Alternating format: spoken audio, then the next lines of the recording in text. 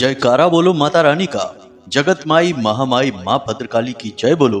माता रानी के सांचे दरबार की जय बोलो। मीन राशि वालों, आप सभी का स्वागत है मीन मंथन यूट्यूब चैनल में। बंधुओं, फरवरी के इस महीने में पानी में मिलाकर पी लेना ये दो चीजें इतनी अधिक शक्तिशाली हैं कि इस फरवरी के महीने में, जो राहु का महीना है, आपको रातों रात करोड़पति बना देंगी। जी हाँ बंधुओं, ये दो चीजें लक्ष्मी को आपकी ओर ऐसे खींच कर लाएंगी जैसे कि चुंबक लोहे को खींच कर लाता है। लेकिन सबसे बड़ी बात यह है कि आपके जीवन में जो समस्याएं हैं, बाधाएं हैं, कष्ट हैं, जिनकी वजह से आप दिन रात सो नहीं पाते हैं, चैन से रह नहीं पाते हैं, आपकी चिंताओं के जो कारण हैं वे सब एक झटके में समाप्त हो जाएंगे। याद रखना कि इन दो चीजों का सीधा संबंध राहु से है, और राहु ऐसा ग्रह है जो रातों रात जीवन में परिवर्तन लेकर आता है। जैसे कि कहावत कही जाती है कि रातों रात करोड़पति बन जाना या छप्पड़ फाड़ कर धन दौलत आ जाना, ये सारी कहावतें राहु को लेकर ही बनी हुई हैं। तो अब आपकी बारी है, जब आप राहु से जुड़ी इन दो चीजों का प्रयोग करके राहु की 100% शक्ति को अपने लिए प्रयोग कर पाएंगे। और राहु जब आपके पक्ष में होगा तो आपके जीवन से सबसे पहले नकारात्मकताओं को हटा देगा। याद रखना कि राहु एक ऐसा ग्रह है जिसकी बुद्धिमानी और चतुराई की कोई सीमा नहीं है। एक राक्षस होते हुए भी देवताओं को मूर्ख बनाकर इस राहु ने अमृत पान कर लिया था, और ग्रहों के राजा सूर्य देवता को भी ग्रहण लगाने का दम रखता है राहु। तो अब यहीं से राहु की शक्ति का आप अंदाजा लगा सकते हैं।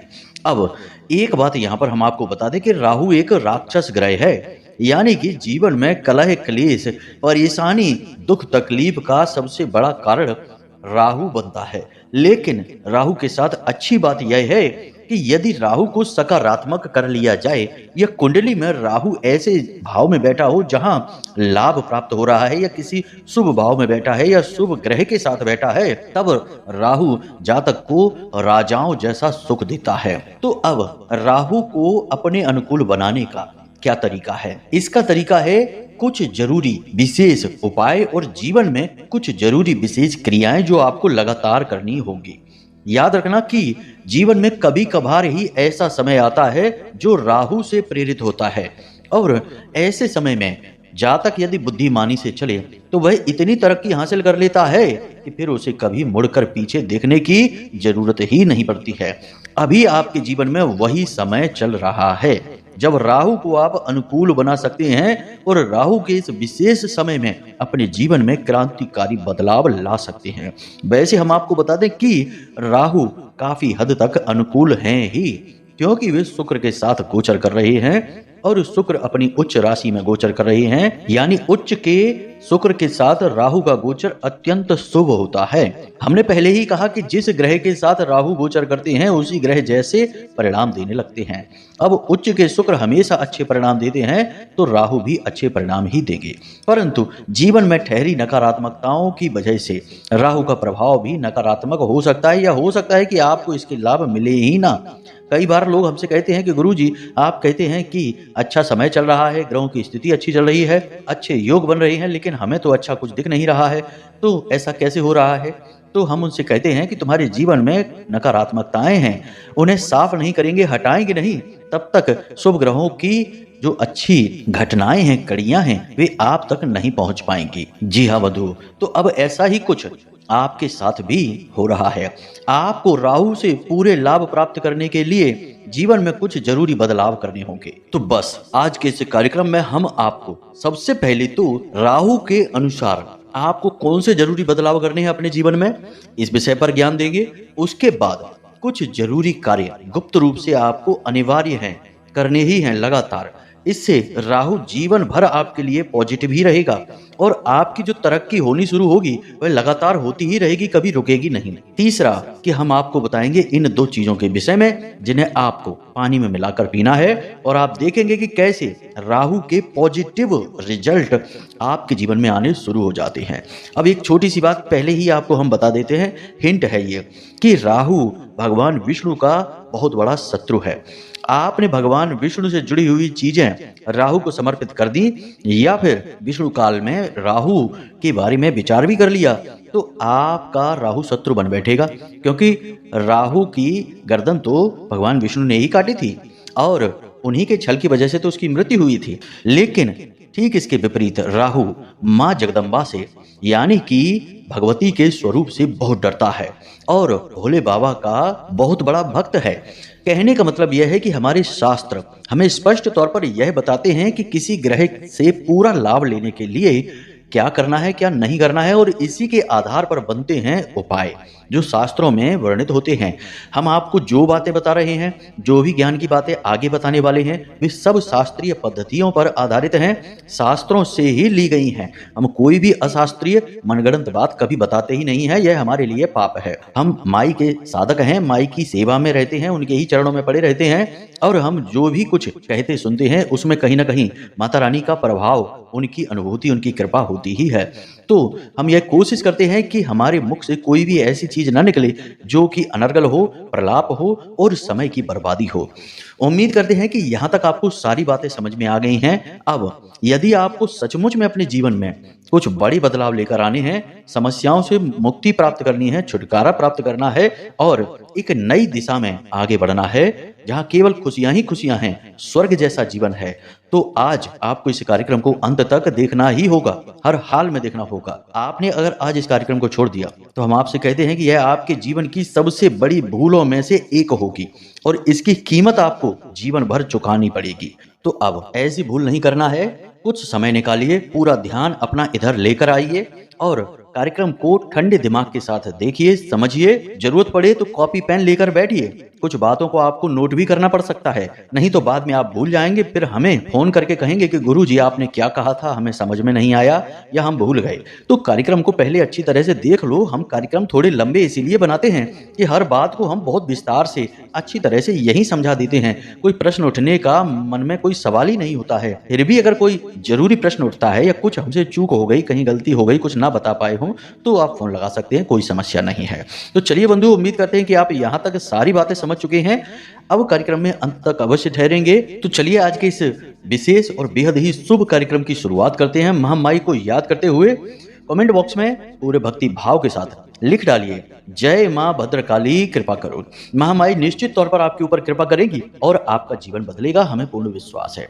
इसी के साथ साथ यदि आप आज इस कार्यक्रम पर पहली बार आए हैं तो यह आपका बहुत बड़ा सौभाग्य है। माता रानी खुद आपको खींचकर, आपका हाथ पकड़कर यहाँ लेकर आई हैं, क्योंकि अब आपके दुखों का अंत होने वाला है।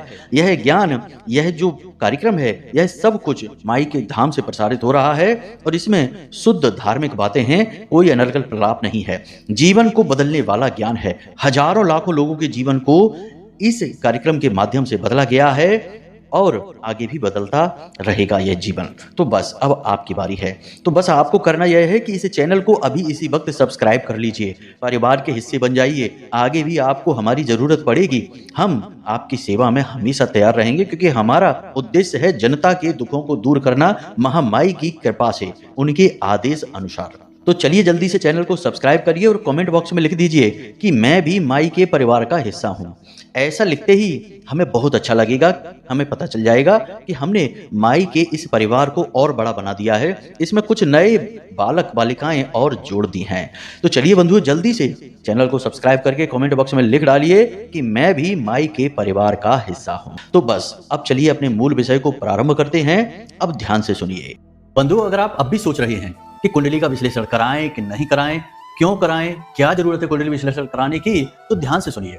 आप इस समय 3 तरीके की स्थितियों में फंसे हुए हैं। एक स्थिति तो यह है कि आपके ऊपर बहुत कर्जा है, व्यापार चल नहीं रहा है, घर में भी क्लेश रहता है, रिश्ते नातों में भी उथल पुथल मची हुई है। तो अब इस स्थिति में आप कैसे फंसे? कोई ना कोई ग्रह था जिसने परेशान किया, तो इससे बाहर निकलने का मार्ग क्या है? कुंडली में छुपा हुआ है, इसलिए कराइए। दूसरा कि आप कुछ जीवन में करना चाहते हैं, निर्णय ले नहीं पा रहे हैं, समझ में आ नहीं रहा है कि क्या करें क्या ना करें, तो इस स्थिति में श्रेष्ठ मार्गदर्शन कौन करेगा? आपके ग्रह, आपकी कुंडली। तीसरा कि आपकी जिंदगी में आपने सब कुछ हासिल कर लिया है, कामयाबी भी हासिल कर ली है, रिश्ते नातों में भी सुख शांति है, परंतु आपके मन में एक बेचैनी है, क्योंकि अब तक शायद आपने वह हासिल नहीं कर पाया जिसके लिए आपका जन्म इस धरती पर हुआ था। यानी कि अपने सही उद्देश्य को आप अब तक हासिल नहीं कर पाए हैं। तो वह उद्देश्य क्या है, क्यों आप इस धरती में, इस संसार में आए हैं, उस उद्देश्य को जानना है। इसको जानने के लिए आपको कुंडली दिखानी है। तो आपके जीवन में जो भी परिस्थितियां हैं, इन परिस्थितियों के सही कारण और उनके निवारण को केवल आपकी कुंडली बता सकती है, इसलिए आपको कुंडली दिखानी है। तो बस अगर आप ऐसी परिस्थितियों में हैं तो नंबर हमने वीडियो में दे रखे हैं, किसी भी नंबर पर 10 बजे से 4 बजे के बीच फोन लगाइए, छोटी सी दक्षिणा देने के बाद अपनी कुंडली का श्रेष्ठतम आकलन करा लीजिए। जय माई की। जो भी बातें अब हम आपको बताने वाले हैं, इनमें कई तरह की परतें होंगी, कई तरह के इसमें रूप होंगे अलग अलग बातों के, तो इन्हें समझना होगा आपको। सबसे पहले बात करते हैं कि राहु शुभ और अशुभ कैसे हो जाता है एक झटके में। जैसे ही आप निराशा में डूबते हैं, नकारात्मक भावनाओं में डूबते हैं, अपने जीवन के प्रति उदासीन हो जाते हैं, दुखी हो जाते हैं, आपका राहु नकारात्मक हो जाता है। राहु आशा पर चलता है, उम्मीद पे चलता है।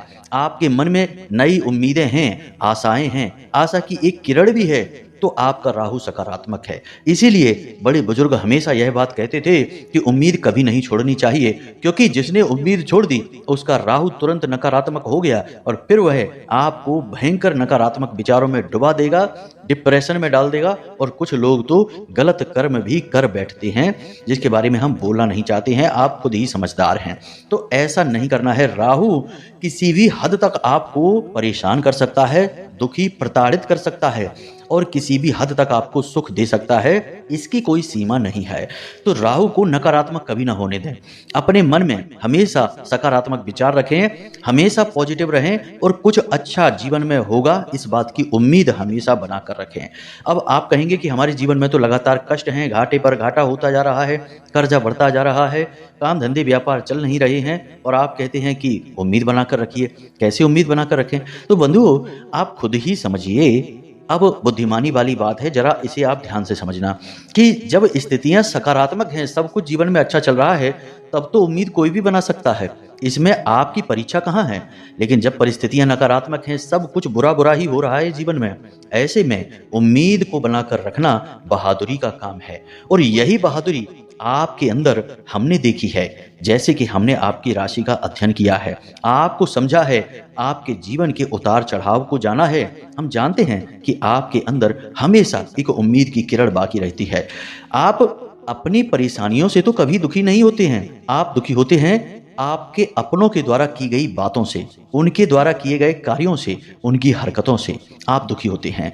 आपके दुख का कारण यह नहीं कि आप परेशान हैं, आपके दुख का कारण यह है कि आपके जो अपने हैं वे आपको हमेशा छलने का प्रयास करते रहते हैं, हमेशा आपका फायदा उठाने की कोशिश करते हैं। उन्होंने कभी आपको नहीं समझा और फिर ऐसे लोग ऐसी ऐसी बातें कह देते हैं जो आपके दिल में चुभ जाती हैं। यानी कि आप अपनी परेशानी से नहीं, अपने अपनों से परेशान हैं।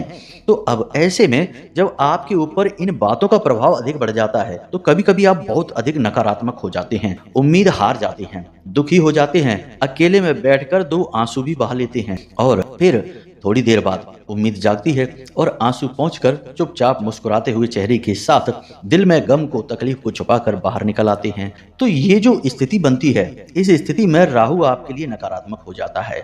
तो अब कहने का मतलब यह है कि अब से जैसे ही कोई इंसान आपके लिए ऐसी बात बोले जो आपको दुखी करती है, परेशान करती है, उस इंसान से तुरंत पीछा छुड़ा लीजिए। समझ लीजिए कि वह इंसान एक जोंक के समान है जो आपका खून पीना चाहता है, आपको बर्बाद करना चाहता है। मनोवैज्ञानिक तौर पर, दिमागी तौर पर वह आपको खोखला कर देगा और आपकी सारी शक्ति समाप्त कर देगा।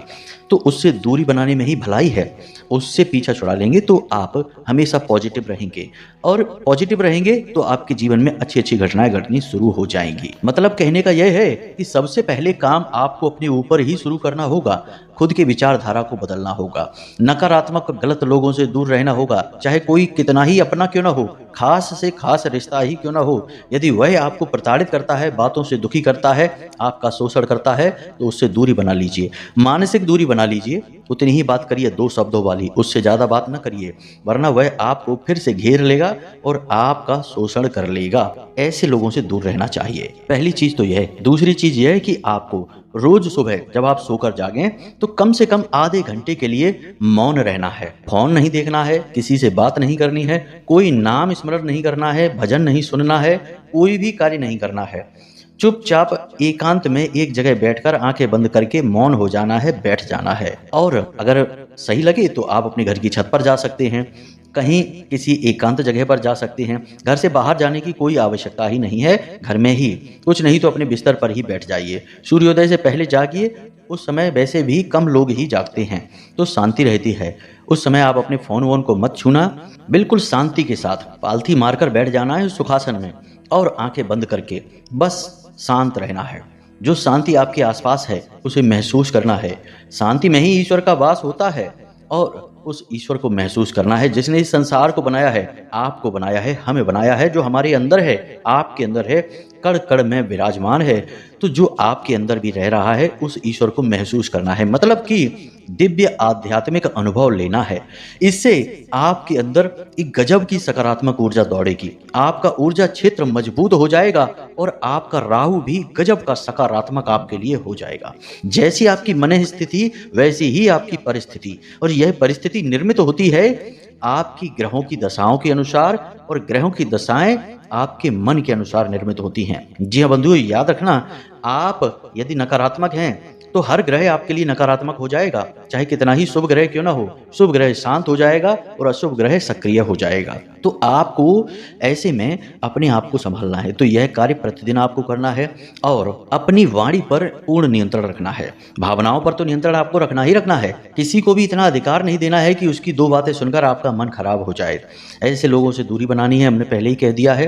अब आपको अपनी वाणी पर भी नियंत्रण रखना है। हमेशा शुभ शब्द ही अपने लिए बोलिए, दूसरों से तो अच्छा बोलिए ही बोलिए, अपने लिए भी अच्छा बोलिए। भूल कर भी कभी ऐसे शब्द अपने मुख से ना निकालिए कि हमारी तो किस्मत ही खराब है, आज का तो दिन ही खराब है, ये दुनिया खराब है, हमारा तो वातावरण ही खराब है, अब हमारे जीवन में कुछ नहीं हो सकता, अब तो बस दुख ही देखना है, जिंदगी का अब कोई ठिकाना नहीं है। इस तरीके की बातें आपको भूल कर भी नहीं करनी हैं। याद रखना है कि जैसी आप बातें करते हैं वैसी ही आपकी मन की स्थिति बनती जाती है, और जैसी आपकी मन की स्थिति होती है वैसी ही आपकी परिस्थिति बनती जाती है। आपने देखा होगा कि जो लोग बहुत कामयाब होते हैं वे हमेशा सकारात्मक बातें करते हैं, नकारात्मक बातें तो उनके मुख से निकलती ही नहीं हैं। बहुत सारी किस्से कहानियां आपने इस विषय में सुनी ही होंगी, जैसे कि कोई कहता है कि हमारी डिक्शनरी में तो नकारात्मक शब्द ही नहीं है, असंभव शब्द ही नहीं है। बहुत सारी कहानियां हैं, उनको नहीं हम बताएंगे, लेकिन मतलब यही है कि सकारात्मक रहना ही कामयाबी की सबसे बड़ी चाबी है। तो आपके जीवन में चाहे कितना ही बुरे से बुरा क्यों ना हो रहा हो, आपको हमेशा अच्छा ही कहना है। और एक कहावत और भी है कि पता नहीं कब जुबान पर सरस्वती बैठ जाए, और यह तो राहु का महीना है, तो राहु की आराध्य देवी तो सरस्वती ही हैं। तो आप जो कुछ कह रहे हैं वह कब सत्य हो जाएगा पता ही नहीं चलेगा आपको। तो अच्छी अच्छी बातें बोलिए, जब भी बोलना है अच्छा बोलिए। बेशक काम धंधे व्यापार में घाटा हो रहा है, परेशानियां आ रही हैं, कर्जा बढ़ गया है, लेकिन अच्छा बोलिए। बोलिए कि हमारा कर्जा अब समाप्त होने वाला है, हमारा व्यापार बहुत अच्छा चलने वाला है, हमारी जिंदगी बहुत सुंदर है, यह जीवन ईश्वर का प्रसाद है। यह सब कुछ जो हमें दुख सुख प्राप्त हो रहे हैं ये ईश्वर हमें दे रहे हैं, और हम ईश्वर के बालक हैं, बच्चे हैं, और ईश्वर अपने बच्चों का कभी बुरा नहीं करते हैं। तो आज की बुराई है लेकिन कल सब कुछ बहुत अच्छा होने वाला है, नया दिन आने वाला है, नई खुशियां नई परिस्थितियां आने वाली हैं। इस तरह से सकारात्मक विचार रखिए, हर बुराई में भी अच्छाई को देखिए, और देखिए फिर कैसे सरस्वती आपकी जुबान पर बैठना प्रारंभ करेंगी। क्योंकि याद रखना कि सरस्वती भी देवी हैं, और देवी देवता शुद्ध जगहों पर बैठती हैं। जिसकी जुबान ही काली है, कड़वी है, जिसकी जुबान में हमेशा गंदगी रहती है, उल्टी सीधी बातें रहती हैं, वहां देवता क्यों बैठेंगे। जब आपकी जुबान शुद्ध हो जाएगी तो उस पर सरस्वती भी बैठेंगी, आपकी बात सच भी होने लगेगी और आपके काम भी चल निकलेंगे। तो हमेशा अच्छी अच्छी बातें अपने लिए बोलिए, दूसरों से भी प्रेम भरी अच्छी अच्छी बातें ही करिए, और अपने लिए तो सबसे ज्यादा अच्छी बातें बोलिए, सकारात्मक बातें बोलिए। भूल कर भी अपने लिए कुछ भी गलत नहीं बोलना है। अपने लिए भूल कर भी किसी को इतनी अनुमति नहीं देनी कि वह आपका अपमान कर दे, वह आपके लिए उल्टी सीधी बातें बोल दे और आप चुपचाप सुनते रहें। ऐसे इंसान से तो दूरी 100 हाथ की बना लेना है। अब कुछ छोटी छोटी सी बातें हैं जिन्हें अपने जीवन में उतारिए। ये तो हमने आपको बता दिया कि कैसे जीवन को बदलना है अपने आचरणों के आधार पर। अब सबसे बड़ी बात कि छोटी छोटी क्रियाएं हैं, इन्हें करना प्रारंभ करिए। जैसे कि जिस पानी से आप स्नान करते हैं उस पानी में 1 चुटकी हल्दी अवश्य मिला लीजिए, प्रतिदिन मिलाते रहिए। दूसरा कि पाउडर वाली नील बाजार में आती है, उस नील को लेकर आइए और प्रतिदिन अपने टॉयलेट में 4 चुटकी नील छिड़क दीजिए और उसे फ्लश कर देना है। 4 चुटकी नील छिड़कना है पाउडर वाली और उसे फ्लश कर देना है। उम्मीद है आप समझ गए होंगे। इस तरह आपका नकारात्मक राहु सकारात्मक होना शुरू हो जाएगा। दूसरा, कुत्तों को प्रतिदिन भोजन कराना है। बिस्किट खिला सकते हैं, कुछ भी खिला सकते हैं, लेकिन कुत्तों को प्रतिदिन अवश्य कुछ ना कुछ खिलाते रहें। गलती से भी कुत्तों को मारें पीटे नहीं। जी हाँ बंधुओं, तो यहाँ तक हमने आपको सारी बातें समझा दी हैं कि किस तरह आप अपने आचार व्यवहार और तौर तरीकों से राहु को 100% शुभ बना लेंगे अपने लिए और रातों रात राहु आपके लिए काम करना शुरू कर देगा। अब हम आपको बताते हैं इन 2 चीजों के विषय में। हमने पहले ही आपसे कहा था कि राहु जो है वह भगवान विष्णु से, नारायण से सख्त नफरत करता है और भोले बाबा का यह दास है, बहुत बड़ा उनका सेवक है। असल में भोले बाबा का एक बहुत बड़ा एहसान भी है इस राहु के ऊपर। तो इस एहसान की वजह से ही यह भोले बाबा की बहुत भक्ति करता है। तो अब आपको क्या करना है, ध्यान से सुनिए। आपको एक रुद्राक्ष लेकर आना है बाजार से। रुद्राक्ष कोई भी हो, लेकिन अगर 5 मुखी रुद्राक्ष है तो सर्वोत्तम होगा। पंचमुखी रुद्राक्ष जो है यह पंच तत्वों का प्रतीक होता है और यह संपूर्ण प्रकृति पंच तत्वों से ही मिलकर बनी है, जिन्हें हम 5 महाभूत कहते हैं। तो अब आपको प्रतिदिन यह रुद्राक्ष प्रयोग करना है। किस प्रकार प्रयोग करना है, जरा इसे ध्यान से समझिए। सबसे पहले आपको 5 मुखी रुद्राक्ष लेकर आना है। धारण नहीं करना है उसे, यह दिव्य रुद्राक्ष है। इसे आपको एक विशेष पद्धति से प्रयोग करना है। याद रखना कि रुद्राक्ष शुद्ध होना चाहिए, अशुद्ध नहीं। यह स्वयं भोले बाबा का प्रतीक होता है। ऐसे में यदि आप अशुद्ध रुद्राक्ष का प्रयोग करेंगे तो इसमें कई नकारात्मक ऊर्जाएं आपको परेशान करने लग जाएंगी। तो आपको क्या करना है, जरा ध्यान से सुनिए। 5 मुखी रुद्राक्ष लेकर आना है, इसे गंगा जल में डुबा देना है, फिर इसे गंगा जल से निकालकर पंचगव्य से इसका स्नान कराना है, जिसमें कि गाय का गोबर, गोमूत्र, गाय के दूध से ही बनने वाला दही, छाछ, गाय का दूध, घी और माखन वगैरह सब मिलाए जाते हैं। तो पंचगव्य से इसका स्नान कराने के बाद फिर से इसे गंगा जल में डुबाकर शुद्ध जल से धो देने के बाद यह पूर्ण रूप से शुद्ध हो जाएगा। अब इसे जागृत करने की आवश्यकता है। तो आपको इसे लेकर जाना है भोले बाबा के मंदिर में और इसे सीधे ले जाकर रख देना है शिवलिंग के ऊपर। जी हाँ बंधुओं, शिवलिंग के ऊपर रखकर वहीं पर बैठकर रुद्राक्ष की माला के साथ आपको 11 माला ओम नमः शिवाय पंचाक्षरी मंत्र का जाप करना है। बस इतना करना है। उसके बाद इस रुद्राक्ष को लेना है और जलाधारी से बहने वाले पानी से इसे पुनः स्नान करा देना है। अब यह रुद्राक्ष पूर्ण रूप से जागृत हो चुका है। इसे आपको सफेद रंग के कपड़े में लपेट लेना है। कपड़ा साफ, स्वच्छ, नया होना चाहिए, सूती होना चाहिए। इसे लपेट लेना है और लाकर अपने पूजा घर में रख लेना है। इस रुद्राक्ष को आपको रात्रि के समय प्रतिदिन पानी में डाल देना है। जिस लोटे में आप पानी पिएंगे सुबह जागकर, उस लोटे में डाल देना है और इसे ढककर रख देना है। उसी लोटे में आपको थोड़े से काले तिल भी डाल देने हैं। थोड़े से काले तिल और एक रुद्राक्ष जो आपने पूर्ण रूप से जागृत किया है, अभिमंत्रित किया है, और शुद्धता के साथ इसे आपको उस जल में डाल देना है। याद रखना कि जिस जल को आप प्रयोग करेंगे, जो पात्र होगा वह पूर्ण रूप से शुद्ध, स्वच्छ होना चाहिए, जूठा नहीं होना चाहिए, धुला हुआ होना चाहिए। और जो जल आप प्रयोग करेंगे वह भी शुद्ध होना चाहिए, जूठा जल नहीं होना चाहिए। अब उस पात्र में जल भरिए, उसमें उस रुद्राक्ष को डालिए, उसमें थोड़े से 1 चुटकी काले तिल डालिए। उसके बाद उसे ढककर रख दीजिए। इस पूरे फरवरी के महीने आपको यही करना है। सुबह सोकर जब आप जागें तो उस लोटे में से पानी को दूसरे पात्र में ले लें और उसे पी लें। उस लोटे को जूठा ना करें, उस बर्तन को जूठा ना करें। उसमें से पानी किसी अन्य बर्तन में ले लें और उस पानी को पूरा पी जाएं। जो रुद्राक्ष उठा है उसे फिर से सफेद कपड़े में लपेटकर अपने पूजा घर में भोले बाबा के फोटो के पास रख दीजिए। और जो तिल हैं उन्हें आप जो आपके घर में बेलपत्र का पौधा है उसकी जड़ में डाल दीजिए। 2-4 तिल होंगे, ज्यादा नहीं होंगे। बस इतना सा आपको करना है। प्रतिदिन पूरे फरवरी के महीने इस पानी को आपको पीना है।